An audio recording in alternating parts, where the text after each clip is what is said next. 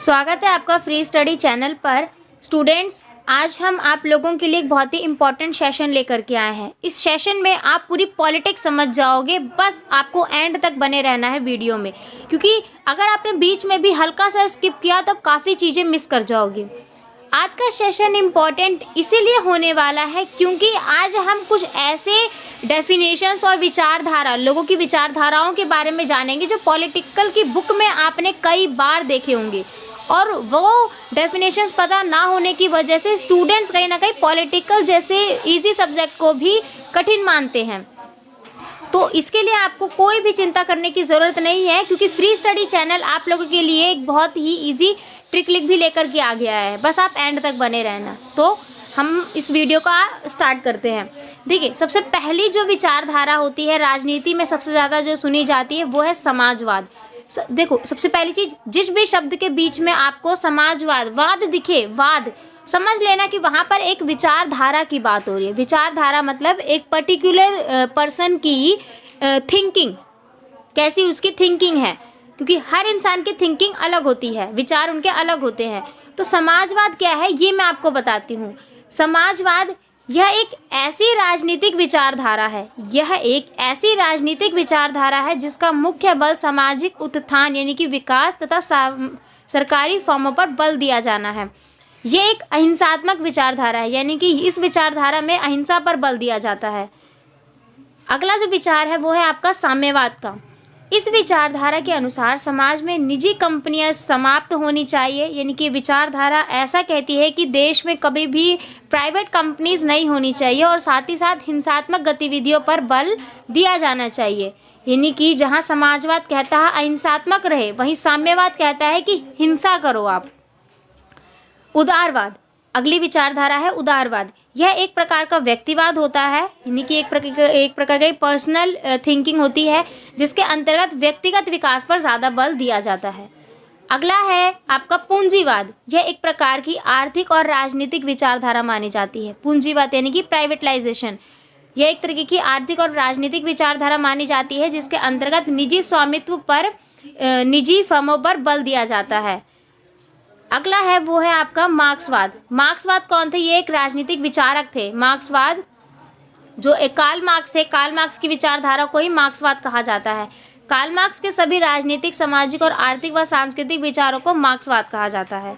गांधीवाद, गांधीवाद यानी कि महात्मा गांधी द्वारा दिए गए जितने भी उनके विचार हैं उनको गांधीवाद में सम्मिलित किया गया। गांधीवाद द्वारा दिए गए सभी विचारों को गांधीवाद के नाम से जाना जाता है। ठीक है, गॉट इट माय पॉइंट। नारीवाद, नारीवाद यह एक प्रकार की सामाजिक, आर्थिक और राजनीतिक रूप से एक समान अधिकार देने पर बल देती है, यानी कि यह विचारधारा देती है कि नारी और पुरुष दोनों को एक समान बल देने चाहिए, यानी कि दोनों को एक समान अधिकार देने चाहिए। तो अगली जो विचारधारा है वो है आपकी रूढ़िवाद। इनका मुख्य बल परंपराओं में विकास पर होता है तथा साथ ही ये आधुनिकता का विरोध करते हैं। मतलब ये समाज की पुरानी विचारधाराओं पर ज़्यादा बल देते हैं। उनका ये कहना होता है कि समाज में कोई भी परंपरा चेंज नहीं होनी चाहिए, क्योंकि वो सदियों से चलती आ रही है। तो रूढ़िवाद के अंदर ये विचारधारा शामिल होती है। अगला है आपका वर्ग संघर्ष। ये कार्ल मार्क्स द्वारा एक काल्पनिक अवधारणा प्रस्तुत की गई थी जिनमें दो वर्गों के हितों के टकराव की स्थिति को स्पष्ट किया गया था। यानी कि जो कार्ल मार्क्स थे ये एक राजनीतिक विचारधारक थे। उन्होंने एक अवधारणा प्रस्तुत की थी और जिसमें उन्होंने ये कहा था कि समाज में दो वर्ग दिखेंगे, एक अमीर और एक गरीब। इन दोनों के बीच हमेशा टकराव होता है और ये टकराव कहीं ना कहीं राजनीति को प्रभावित करता है। वर्ग विहीन या फिर समाज और राज्य।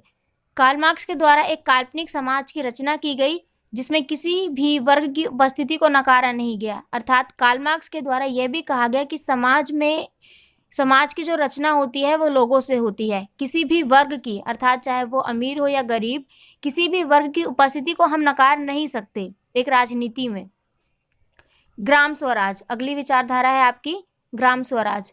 गांधी द्वारा यह एक ग्रामीण कल्पना प्रस्तुत की गई थी, यानी कि गांधीवाद पर आधारित थी, जिसके अंतर्गत ग्राम के लोगों का स्वयं पर शासन करने के विचार को स्थानित किया गया।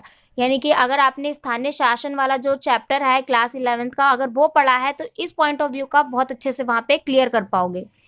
भौतिकवाद, इस विचारधारा के अंतर्गत समाज में जितने लोग मौजूद हैं वह सभी इसी क्रियाकलाप का परिणाम होता है। इस विचारधारा के अनुसार समाज में जितने भी लोग मौजूद हैं ये सभी इसी क्रियाकलाप का परिणाम होता है।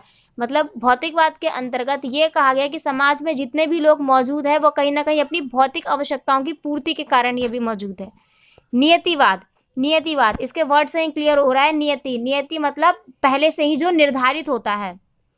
सुना भी होगा आप लोगों ने कई बार, नियति ने निर्धारित कर रखा है।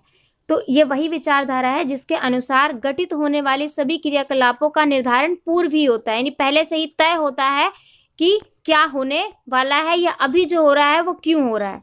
तो ये जो विचारधारा है ये आप लोगों के पॉलिटिकल के समझने के लिए बहुत ही ज़रूरी है। आई होप आपको ये वीडियो अच्छी लगी होगी। अगर आपको ये वीडियो पसंद आए तो लाइक शेयर कमेंट करना ज़रूर भूलना, साथ ही साथ अपने दोस्तों को भी शेयर ज़रूर करना आप लोग। Thanks for watching.